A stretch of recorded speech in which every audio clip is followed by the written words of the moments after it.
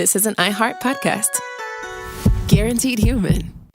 With no fees or minimums on checking accounts, it's no wonder the Capital One bank guy is so passionate about banking with Capital One. If he were here, he wouldn't just tell you about no fees or minimums. He'd also talk about how most Capital One cafes are open 7 days a week to assist with your banking needs. Yep, even on weekends. It's pretty much all he talks about, in a good way. What's in your wallet? Terms apply. See CapitalOne.com/bank. Capital One, N.A., member FDIC. The NFL playoffs are here, and it all starts with Wild Card Weekend powered by Verizon. Man, it all comes down to this. 12 teams, 6 games, 3 days, and one epic weekend. My goodness! It's win or go home, and every moment counts on the road to Super Bowl 60. It's a touchdown!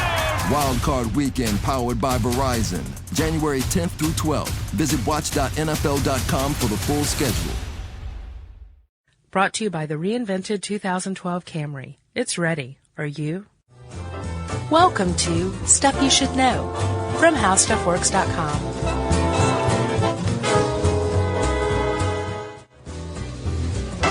Hey, and welcome to the podcast. I'm Josh Clark. I'm about to brainwash Charles W. Chuck Bryant. You can't brainwash me. Yes, I can, you capitalist pig dog. Oh, that's not working.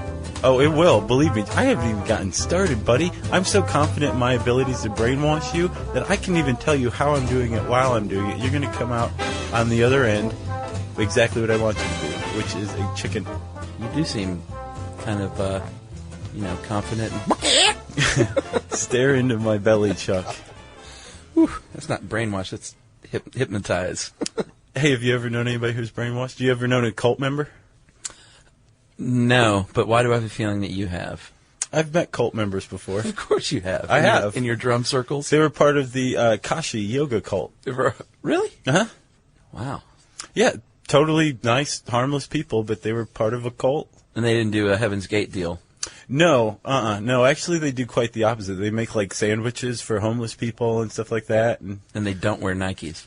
No, but they wear loosely fitting clothing. Didn't all the Heaven's Gate people, wasn't that one of the hallmarks? Sure, yeah. Nike tennis shoes? And they were all the males were castrated. They were basically asexual. Slick as a Ken doll down there. Yeah. Wow. Have fun with that. Yeah, but Chuck, there's kind of a hysteria associated with cults. Like, if you're a member of a cult, or even tossing that word around is kind of blah, but... In the 70s, big time. Remember all that? Yeah, the Moonies, the Unification Church. Yeah, brainwashing was a big deal. Jim Jones's church, I don't remember what he called it. Yeah, in Jonestown. Right. Did you know, though, that what everybody considered brainwashing was just rubbish? What, like torture? No. Okay. There's actually a distinction I found out. Well, there's two camps. Right. Well, here's the thing. You've got actual brainwashing, which has been empirically demonstrated to work on a person if it's carried out in conjunction with torture. Right. There's another thing called coercive persuasion. Yes. And that's basically brainwashing without torture, which is why everybody, that's what they think that, the Moonies did or, Jim Jones did or David Koresh did. Yeah, there's usually not violence involved in cults, to be honest. No, no, there's not. Threat of violence, perhaps. But. Nor is there brainwashing, or at the very least, it's never been empirically demonstrated that actually works. Right. I think the willingness of the participants is often overlooked, especially by family members. Right. So basically what I'm saying is that the whole concept of cults is like these brainwashing machines. Uh-huh. It's not correct. Brainwashing machines or brainwashing machines? Same thing. Yeah. It's good stuff. Thought reform, Josh. Yeah, but all of this can be traced back, this whole hysteria over brainwashing, can be traced back to a British journalist by the name of Edward Hunter. This is extra research. Look at you. Well, he was mentioned briefly in the article. Okay, well... But he was a fervent anti-communist. He wrote a book called, I think, Brainwashing Techniques of Red China. Uh-huh. And it was published in 1953, and he later testified in front of the McCarthy Committee, the Senate Un-American Activities Committee. Yeah. I don't think that's quite right, but yeah. It's close. I think I got all the words in there. This is not in the right order. And he basically scared the bejesus out of everybody, saying that the communists have brainwashing down to a science. They'll do anything. They're going to brainwash us all. Not true. Well, No, I mean, it's not like the communists didn't try. And specifically, they tried most actively in Korea during the Korean War, right? Uh-huh. Korean and Chinese captors did this to American soldiers that were POWs to some varying degrees of success. I think they said that 21 soldiers refused to come back to the United States when they were set free. Right. And there's a little bit of discrepancy because it's 21 out of 20,000 prisoners. Right. So some people say these guys weren't brainwashed. They just, didn't want to come back. Yeah. Maybe they, dug Korean chicks or something. Yeah, maybe so. Yeah. Or Korean dudes. Or, yeah, we're wide open here at Stuff You Should Know. Whatever you want to do, as long as you're not hurting anybody else, we're cool with that. But, yeah, the Korean and Chinese captors of these POWs did, in fact, have a systematic process of brainwashing in place, and they did it in conjunction with torture. So it could have actually worked. It could have. And I think this article is great. Just let me go ahead and say, yeah. Julia Layton has got the goods, bro. She does. She's a great writer. She is. And I love it when we do podcasts on her articles. Yeah. Because they're just chock full of good stuff. Way to go, Layton. And so when I read this article, I thought it all made sense to me. When we're going to break it down here in a minute of how you brainwash someone, mm-hmm. and it all added up. I was like, wow, I could see how that would work. Yeah. It's pretty cool. Yeah. So let's talk about it. There was a psychologist named Lifton, right? Uh-huh. Robert J. Lifton. Right, and he was the one who started studying returning POWs from the Korean conflict. And he basically, by cobbling together their information and their reports, yeah, he figured out the process of brainwashing as the communists did it. And actually, it wasn't anything new. It's a 20th century phenomenon. It appears. Oh, it is? Yeah, Chairman Mao actually wrote about it as far back as 1929 in his Little Red Book, which wasn't published until 1964. Yeah, what did he call it? Are you ready for this? Yeah, go ahead. He called it Si Zhuang Do Zheng, with apologies to Sasu over in QA, who tried to teach me that pronunciation. Oh, she did? She took a lot of time out of her day for that one, and you were more hopefully concerned I about didn't butcher it. Her candy bowl. I sat there and ate candy the whole time she was helping me, yeah. So that means thought struggle. Yeah, which makes sense because what you're doing is you're creating a conflict in the person. That's one way to look at it. But there's a struggle between the person who's being brainwashed, which is called the target, right? Uh-huh. And the person who's doing the brainwashing, which will heretofore be referred to as the agent. The agent. Right. Kind of creepy. Agent and target. Yeah. Yeah. So should we just go ahead and go over the steps of how you do it? Well, let's talk about what brainwashing is based on. It's actually based on real psychology, right? Oh, okay. Called social influence. Yeah, which is everywhere. It's all around, and there's 3 different little zones here. Mm-hmm. Compliance, which is just do it. Yeah, that's a good way to say it, Josh. And then there's persuasion, which is do it because you feel better, more successful, more happy. Do it because it feels good. Do it because it feels good. And then the education method, which is do it because it's the right thing to do. Right, which is also called the propaganda method because if you don't sure. believe what you're being taught. And we talked about propaganda. Uh-huh. Yeah. Good stuff. Yeah, it was. So basically brainwashing is all of these things combined, persuasion, compliance, and education, and taken to the nth degree. Right. But it's generally carried out, like I said, in conjunction with torture and using techniques like sleep deprivation. Yeah, isolation. Isolation. You have sure. to be. You can't brainwash someone if they're reading the paper every day. Right, or if you send them out and say, "All right, that's enough for now. You can just go back home." Right. Yeah. And watch Jeopardy. Go to the library for a while. Cool your heels. Yeah, it's not going to happen. So you need to isolate somebody. Jeopardy. That's the first thing. Yeah. That's the first thing that needs to happen. Okay, so let's talk about it. Basically, there's 3 main phases in that Lifton figured out. The communists carried out. Can I say them? Do it. It's breaking down the self, Uh-huh. step 1. Introducing the possibility of salvation, part 2. Yeah. And rebuilding the self, part 3. Yeah. And I'm not going to make any comments about my Baptist upbringing in relation to brainwashing. I swear. Because I would not want to get listener mail. Yeah, no. You might just from that one, buddy. We won't go there. Support for the show comes from Public, the investing platform for those who take it seriously. On Public, you can build a multi-asset portfolio of stocks, bonds, options, crypto, and now generated assets, which allow you to turn any idea into an investable index with AI. It all starts with your prompt. From renewable energy companies with high free cash flow to semiconductor suppliers growing revenue over 20% year over year, you can literally type any prompt and put the AI to work. It screens thousands of stocks, builds a one-of-a-kind index, and lets you backtest it against the S&P 500. Then, you can invest in a few clicks. Generated assets are like EFTs with infinite possibilities, completely customizable and based on your thesis, not someone else's. Go to public.com/podcast and earn an uncapped 1% bonus when you transfer your portfolio. That's public.com/podcast. Paid for by Public Investing. Brokerage services by Open to the Public Investing, Inc. Member FINRA SIPC. Advisory services by Public Advisors LLC. SEC registered advisor. Generated assets is an interactive analysis tool. Output is for informational purposes only and is not investment recommendation or advice. Complete disclosures available at public.com/disclosures. The NFL playoffs are here, and it all starts with Wild Card Weekend powered by Verizon. Man, it all comes down to this. 12 teams, 6 games, 3 days, and one epic weekend. My goodness! It's win or go home, and every moment counts on the road to Super Bowl 60. It's a touchdown! Wild Card Weekend powered by Verizon. January 10th through 12th. Visit watch.nfl.com for the full schedule. So, Chuck, let's talk about breaking down the self. What's the first step? Well, it's basically just a constant attack. And we're going to talk about this in terms of, just for the sake of ease, of a military-type situation.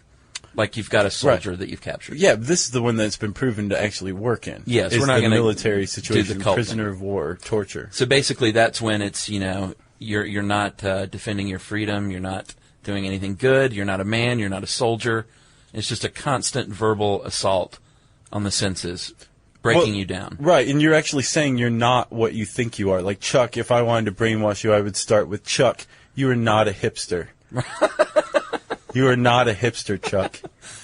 I am not a hipster, Josh. Exactly. Now we're getting started. Now, what I would also do right now would be to isolate you, as we mentioned. Right. I would probably perform phalanga on you.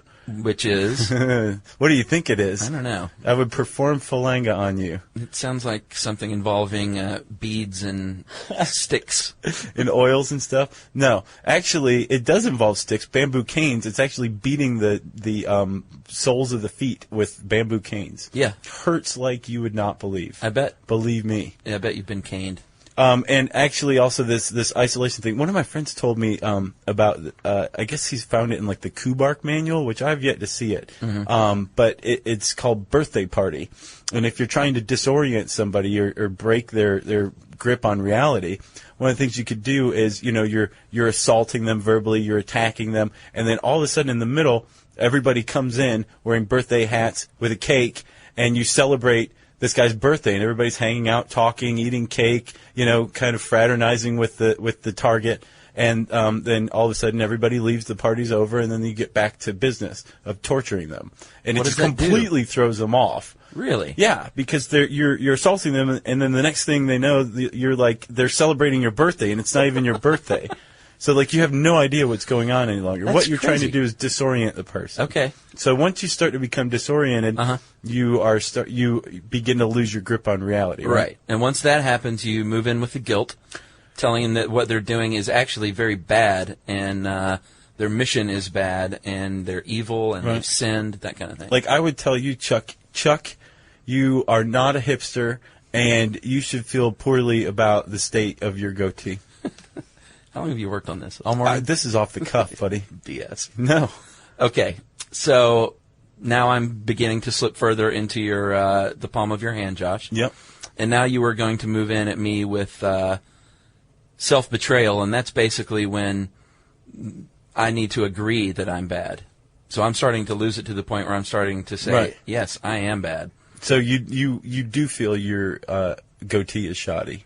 Right, and you would force me to say that, and you may force me to denounce my friends and their goatees, and my family and their goatees. Right, yeah. Once you start denouncing things that you hold dear, all of a sudden your identity's on the brink of crisis. Right. which brings us to the breaking point. Right, and that's when you're totally at their whim. Who am I? Where am I? What should I do? Right, and you're just completely lost any faith that you've ever had in your goatee. Yeah. You may be sobbing uncontrollably. You've reached what we would call a nervous breakdown. Exactly. You've become unhinged, and you have lost your grip on reality. Yep. Which, as Leighton put it, your identity is up for grabs. You're Right. You're literally a man without an identity. You have nothing that you attach yourself to any longer. Right. So now that I'm broken down, dude. That's the breakdown of the self. You have broken me down to the point where I don't even know which way is up. Then you come in with a little good cop, bad cop, and you offer a little bit of leniency. Yeah, like, I hey, might man, give you some water. Here's some water. I can help you out. I know you're feeling bad. Even a break in the torture and me saying, well, I don't want to hurt you or something like that. Uh-huh. Small gestures just become amplified in this situation. So now you've offered me a sip of your energy drink, and Josh, that's the most kind gesture anyone's ever paid to me. Right. To give me that energy drink. I'm indebted to you for showing mercy on me. Sure, yeah. Well, that's leniency, Chuck, and it's the first step of the possibility of salvation phase, right? And that leads us into compulsion to confession. Yeah, that's a good one. So what I'm going to do now, Chuck, is tell you that by confessing that you were wrong in wanting to be a hipster or thinking that you were a hipster, right. You were wrong in liking your goatee, right. You can stop feeling the psychological and physical pain. Sure. Right? You can stop feeling this guilt and the shame that I've cultivated in you. I have a razor right over here. Right, yeah. Yeah. All I have to do is shave. Right. So, which leads us to the channeling of guilt. Right. So you've got this guilt and this shame that I've created in you. By this point, and because you've entered the nervous breakdown phase, you have no idea what you're really feeling guilty or shameful about any longer. There's no meaning behind it. But you feel it constantly and overwhelmingly, yes. Right? So I'm now going to give you that way to get rid of your guilt. Right. You attach it to something. Which is your old belief system. My old belief system. Right. Which is my goatee and my hipster presence. Right. Now I'm actually thinking, you know what? That is why I'm at where I'm at today. It was because of that goatee and me thinking I'm a hipster. Right. And your family's goatees and all that stuff. Mm-hmm. Everything that's the you problem, held Josh. Sure. Now here is a razor, and Chuck, it's time for the releasing of guilt. You shave your goatee. Well, because you tell me it's not my fault. Essentially, it's like it's not you, Chuck. It's your belief set. Right. Hey, who's doing the brainwashing here? Maybe I'm doing a reverse brainwash twist. No, you're not. Okay. Okay. So, Chuck, you're going to denounce your goatee. You're going to denounce your hipster past and your family. You have to actually say it. This is how you can gain control of your life again. I hate my goatee. It's a stupid thing on my face. And I don't know why I grew it to begin with, because it's not even a quarter of a beard. I feel like an idiot for having this goatee. Chuck, the stupid music I listen to and those dumb tattoos. I know. It's okay. Okay. It's all right. We've reached the end of the possibility of salvation, and now, Chuck, we've actually entered salvation. Okay. We've entered the rebuilding of the self phase. Okay. You are broken down. You're nothing now. Mm-hmm. And now it's time for me to build you back up into what I want you to be, which is a preppy. Okay. Okay? Okay. So, Chuck, I want you to say, now that you've consciously abandoned your old belief system, yes, that you realize that this new belief system, being a preppy, is the greatest thing on the planet. It's what you're meant to do. Well, Josh, it is what I was meant to do, because being a preppy is clearly the style and fashion sense that I've always craved. Yeah, I just had no idea. And, Chuck, because this is what you're supposed to be, you really didn't betray anybody else. Right. In your old belief system and by denouncing your family, because that was wrong all along. Okay. Do you promise?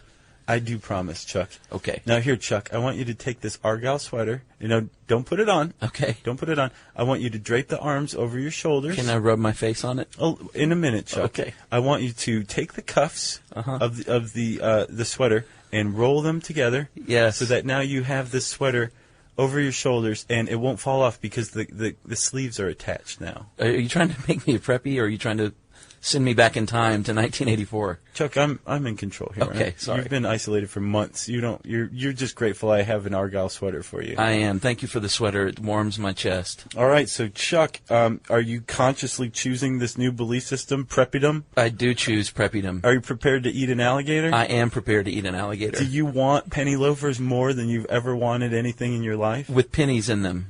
We'll get you pennies later. But first, do you want these penny loafers? I want the penny loafers, Josh. Chuck, you are reborn. You are now a preppy. I have broken you down from a hipster and rebuilt you into a preppy, and you're better off because of it. Wow, where did my goatee go? Yeah, you look good, Chuck. My face is all fat.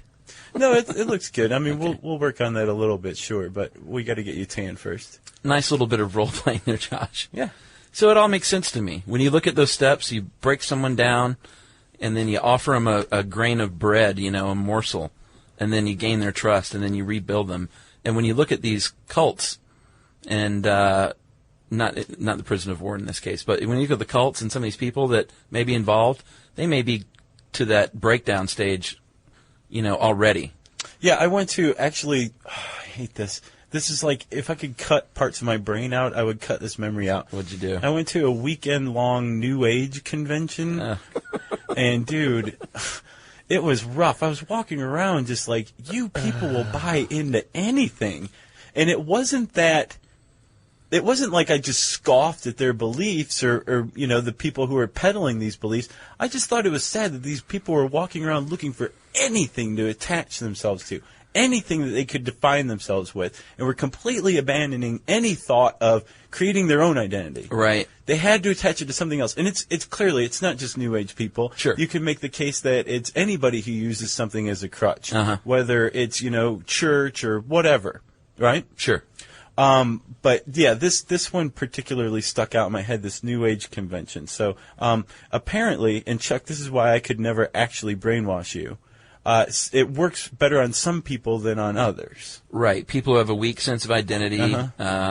Which you definitely do not. If you have a tendency to be guilty or feel guilty. Which you definitely do not. And absolutism, black and white thinking, and self-doubt. And self-doubt. Yeah, you've got none of those. Dude, no one could brainwash me. I know. You got a thick skull. Not you, not anyone. Here, watch. I don't with this know. razor. I definitely tend toward guilt, and I slash your face. Ow. Ow. I just committed violence. Yeah, you did, Chuck. So, Josh, Against your agent. They can't study brainwashing, clearly. They can't actually perform this in a laboratory on someone because that would be wrong. Right, but thanks to Lifton, we have this, we know how it works, and actually soldiers are still to this day trained to, how to recognize the steps in brainwashing, which immediately takes away most of the power of the brainwasher. Right. And also how to detach themselves from the situation. Yeah, I would think using in meditative techniques and things like that. Just me personally, if I was in the Korean War, let's say back then, and I had a Korean captor yelling at me in probably broken English, breaking me down, I guess when there's torture involved, this is a different story, but I would be like, dude, you're not brainwashing me with that accent. Are you kidding? Right, no. And wouldn't you just concentrate on the poorly conjugated verbs and things like that? Yeah, well, that's what one of the techniques to avoid it is they teach you to focus on certain details and things like that, or details of home, and to not buy into all this stuff. Yeah, and they said people who believe in a higher power apparently are much harder to brainwash, which strikes me as ironic. Yeah. Interesting. Support for this show comes from Public, the investing platform for those who take it seriously. On Public, you can build a multi-asset portfolio of stocks, bonds, options, crypto, and now generated assets, which allow you to turn any idea into an investable index with AI. It all starts with your prompt, from renewable energy companies with high free cash flow to semiconductor suppliers growing revenue over 20% year over year. You can literally type any prompt and put the AI to work. It screens thousands of stocks, buys one-of-a-kind index, and lets you backtest it against the S&P 500. Then you can invest in a few clicks. Generated assets are like ETFs with infinite possibilities, completely customizable and based on your thesis, not someone else's. Go to public.com/SYSK and earn an uncapped 1% bonus when you transfer your portfolio. That's public.com/SYSK. Paid for by Public Investing. Brokerage services by Open to the Public Investing, Inc., member FINRA and SIPC. Advisory services by Public Advisors, LLC, SEC registered advisor. Generated Assets is an interactive analysis tool. Output is for informational purposes only and is not an investment recommendation or advice. Complete disclosures available at public.com/public. Disclosures. The NFL playoffs are here, and it all starts with Wild Card Weekend powered by Verizon. Man, it all comes down to this. 12 teams, 6 games, 3 days, and 1 epic weekend. My goodness! It's win or go home, and every moment counts on the road to Super Bowl 60. It's a touchdown! Wild Card Weekend powered by Verizon. January 10th through 12th. Visit watch.nfl.com for the full schedule. Yeah, so I've got another thing for you. You ready? I'm ready. Menticide. No idea. Another word for brainwashing. Oh, is it? Yep. Interesting. Isn't that? What's the root there? Mint. It's minty fresh aside. It's good. I guess mentality, it's the breakdown of the person's identity or belief system, which, is lodged happily in this little campground in your brain. Right. And so the aside part, is murder. Brainwashing, you took a lot out of me, Chuck. Did it? I'm sorry. You look like you're whipped. You look like you're whipped to like Lee Boyd Malvo. Let's hear it. Well, there's just a couple of famous incidences of brainwashing. One was Patty Hearst in the 70s when she was, of the famous Hearst family, was kidnapped by the Symbionese Liberation Army. Yeah. And she claimed to be brainwashed when she was robbing banks. And they used that in her defense, and she actually was convicted. She was, in 76. Yes. Her sentence was commuted by Carter. She was pardoned by Jimmy Carter in 79. And then cast by John Waters in many films. Yeah, that's right, wasn't she? Yeah, she's in a few movies. I forgot about that. You know who one of her greatest proponents was? Who's that? John Wayne. Really? Oh, yeah. And actually, that's one of the reasons why her sentence was commuted by Carter, was because John Wayne was such a vocal advocate on her behalf, and because of the Jonestown tragedy. Wow. After that happened, people were like, oh, wow, brainwashing really does exist, although the courts have always been skeptical of it. Yeah. My namesake, John Wayne. John Wayne. Named after John Wayne. Did you know that? Your name's Charles W. Bryant. Wayne. I always figured you were named after Wayne Coyne. You have the flaming lips? Yeah. No, that wouldn't have worked out time-wise. Weird. Well, let's talk about Lee Boyd Malvo. Yes, he famously, as you remember, was a part of the sniper shootings that happened. Yeah, in 2002. 2002. In D.C. And he was just a young kid in Antigua when he was plucked away by John Allen Muhammad, and he was brainwashed, or at least that's what his attorneys speculate. Right, and that didn't get him off either. He got life in prison without the possibility of parole. Yeah, so as far as the courts are concerned, it's a little dubious. It is, actually, and it was that whole coercive persuasion I was talking about earlier. Yeah. The idea that brainwashing can work without violence or the threat of violence. Right. That all kind of went away in 1990 in a case called U.S. v. Fishman. Let's hear it. There was a guy who was being convicted of mail fraud, and he entered an insanity plea saying that he had been brainwashed by the Church of Scientology, and it didn't work. And that was pretty much the end of the idea of coercive persuasion. Interesting. We're going to get people asking us now to do one on Scientology, I guarantee it. Well, I'm not doing it. Heck no. Nope. We got to wait for Anonymous to break them down a little more before we step in. Right. Travolta and the Cruise will show up at our door with baseball bats. But there's no telling what would happen to us. Yeah, I don't want to do that. Yeah. All right. Well, that's it. That's actually probably the last time we'll ever mention Scientology, too. Yes. Let's do listener mail and pretend we never did this. Okay. Josh, I'm going to call these listener mails. Okay. This first one is from Ben Boland's buddy, our friend here, Ben, that works here. Yeah. Who is the one that turned us onto the Esperanto deal. Apparently, Tim, his friend, turned him onto Esperanto. Yeah. And Tim says, thanks for your mentioning of Esperanto. Was happy you mentioned Learnu as well. He says he's a longtime friend of Ben, and he introduced him to it, although I'm sure he would have run across it eventually in his own explorations. I love that. Ben does like exploring. He does. And he plugged our podcast. We're going to plug right back. He has a website. He's actually the vice pres of Esperanto USA. Yeah. Which I thought was pretty cool. Yeah. So the name of his website is esperanto-usa.org. And go check it out. I think it's kind of cool. Yeah, I think it's cool too. Ben said, I talked to Ben this morning. He said that he can read Esperanto but can't really speak it. Really? So I was like, that's a disappointment. Ben's such a cool guy. He is. All right, and this next one is from Rick in Woodstock. And I don't know if this is Woodstock, New York, or Georgia. Let's go with New York. I got the impression Georgia. Oh, really? Yeah. What do I know? So he's got an innovation to tag onto our 3 innovations I thought was pretty cool. DNA-specific killer virus. So basically, he says, get our boys in the Pentagon to hook up with the fellows from the CDC.